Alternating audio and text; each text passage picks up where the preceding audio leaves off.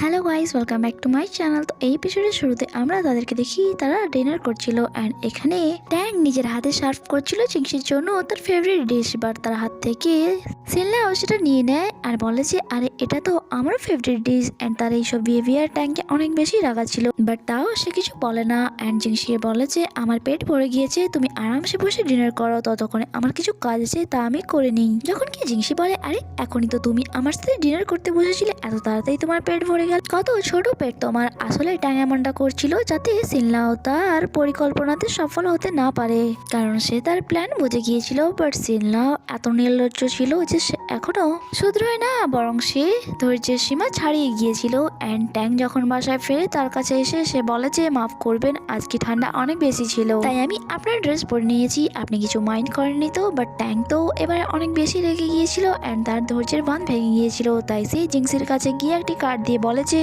জিংসি এটি একটি হোটেল রুমের কার্ড। জিংসি বলে হ্যাঁ, বাট তুমি এটা আমাকে কেন দিচ্ছ? আমি একদমই পছন্দ করি না কেউ আমার জিনিস ইউজ করুক। তোমার ফ্রেন্ডের ব্রেকআপ হয়ে গিয়েছিল তাই সে এখানে থাকছে, বাট এটা ভালো দেখায় না, তাই তুমি এই হোটেলে তাকে থাকার জন্য পাঠিয়ে দিও। যখন কি সেখানে দাঁড়িয়ে থাকা সিনলাও তো এসব শুনে অনেক বেশি রেগে গিয়েছিল। নেক্সট সিনে আমরা ট্যাঙ্কে দেখি যে তার কাজ করছিল, তখনই তার কাছে সিনলাও আসে কিছু ফটো নিয়ে আর তাকে তা দেখিয়ে বলে যে আমি তোমাকে ভালোবাসি, বাট তার আগে আমি তোমাকে কিছু বলতে চাই। জিংসি তোমার সাথে চিট করছে, আর এই ফটোতে যে ছেলেটিকে দেখছো সে আমার বয়ফ্রেন্ড, আর সে আমার সাথে ব্রেকআপ এই জন্যই করেছে কারণ তার জিংসির সাথে আগে থেকে অ্যাফেয়ার চলছিল। সে তো এরকমই মেয়ে যে সবসময় রিচ বয়ফ্রেন্ড খোঁজে অ্যান্ড তাকে ইউজ করে ছুড়ে ফেলে দেয়। তুমি দেখে নিও জিংসি তোমার সাথেও ঠিক এমনটাই করবে। আর তার এইসব কথা শুনে ট্যাঙ্গের তো অনেক বেশি রাগ হচ্ছিল, বাট তাও সে তাকে কিছু বলে না অ্যান্ড চুপচাপ সেখান থেকে উঠে চলে যায়। যখন কি সিনলাও তো অনেক বেশি খুশি হচ্ছিল, এটা ভেবে যে হয়তো ট্যাং তার কথা বিশ্বাস করে নিয়েছে, তাই সে নিজেকে বলে সিনলাও তোর কাজ তো হয়ে গিয়েছে। নেক্সট সিনে আমরা জিংসিকে দেখি সে যখন বাসায় ফিরে ট্যাঙ্কে আওয়াজ দিচ্ছিল, সিনলাও বলে যে সে বাসায় নেই, বাইরে গিয়েছে।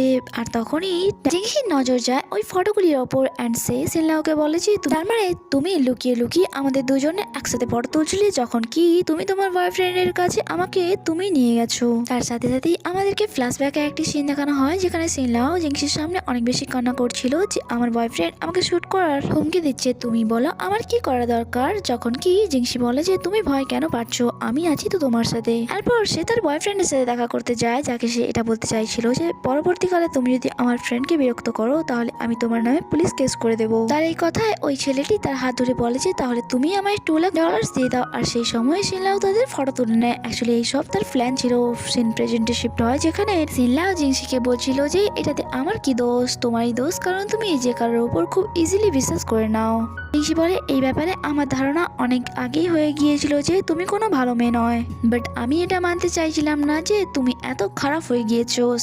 যা শুনে সিনলাও অনেক বেশি রেগে বলে যে যে কেউ আমার থেকে ভালো জীবনযাপন করতে পারে, বাট শুধু তুমি ছাড়া, কারণ আমি তোমার থেকে অনেক বেশি ভালো। আর যা শুনে জিংসির চোখে পানি চলে আসে অ্যান্ড তখনই সেখানে ট্যাং এসে বলে যে তোমার এতটাও যোগ্যতা নেই যে তুমি নিজেকে জিংসির সাথে কম্পেয়ার করবে। তুমি আমাকে হার্ট করেছিলে, আমি কিছুই বলিনি, বাট তুমি জিংসিকে হার্ট করেছো, যা তুমি একদমই ঠিক করনি, কারণ তুমি আমার বটম লাইনকে হার্ট করেছো। অ্যান্ড তুমি কি ভেবেছিলে আমরা সবাই বোকা? তোমার চালাকি আমরা বুঝতে পারছিলাম না। তোমার ব্যাপারে আমি ভালো করে ইনভেস্টিগেশন করে নিয়েছি, আর তুমি তোমার বয়ফ্রেন্ডের সাথে ব্রেকআপ এই জন্য করেছিলে কারণ সে তোমাকে লোন পাইয়ে দেয়নি, যখন কি আগে থেকেই তোমার অনেকগুলি লোন মার্কেটে চলছে, লোন নিয়ে রেখেছো। অ্যান্ড আমি সেই সব লোকেদের এক এক করে খুঁজেছি যাতে আমি জিংসির সামনে তোমার মুখোশ টেনে খুলতে পারি। সিনলাও বলে প্লিজ তুমি আমার এক্সপ্লেনেশনটা তো শোনো। তখনই আমরা দেখি কয়েকজন ছেলে সিনলাওকে খুঁজতে সেখানে এসেছিল। অ্যাকচুয়ালি এই ছেলেগুলি তারাই ছিল যাদের কাছ থেকে সিনলাও লোন নিয়েছিল, বাট তারা এখনো সিনলাওকে দেখেনি, তাই সিনলাও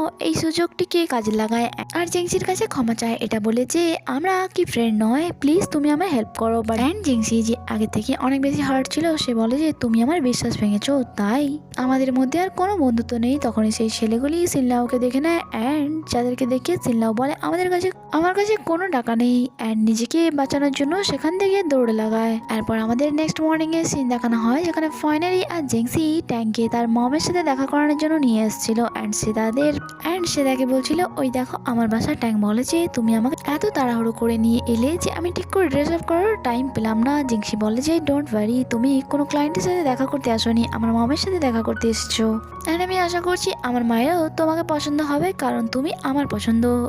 এইসব সান্ত্বনা দিয়ে ট্যাঙ্কে সে তার মমের সাথে দেখা করাতে নিয়ে যাচ্ছিল। এন্ড এখানে এই এপিসোডটি শেষ হয়। আগে কি হয় তা জানতে স্টে কানেক্টেড। Bye bye.